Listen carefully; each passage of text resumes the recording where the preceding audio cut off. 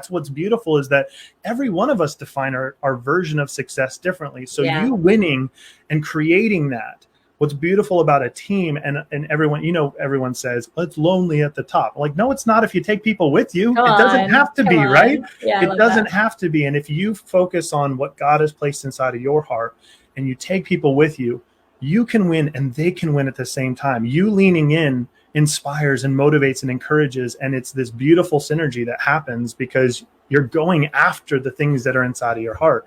And I love that. I love that you give your credit to the team, because I'm the same way, is that we couldn't do anything without. No. And, I have this conversation with them a lot. And I have this conversation because, and I'm sure you do too, we speak into people who are entrepreneurial, right? Mm-hmm. We speak into the visionary a lot.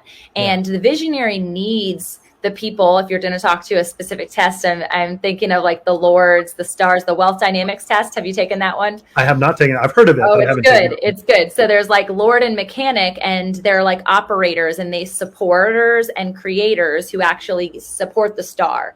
So Star is like someone who's good on camera, someone who's good on stage, probably like the two of us from also paralleling to our Enneagram 3. But if you go and you're like, hey, how's your accounting look today? Did you check your books? I'm like, nope, sure didn't.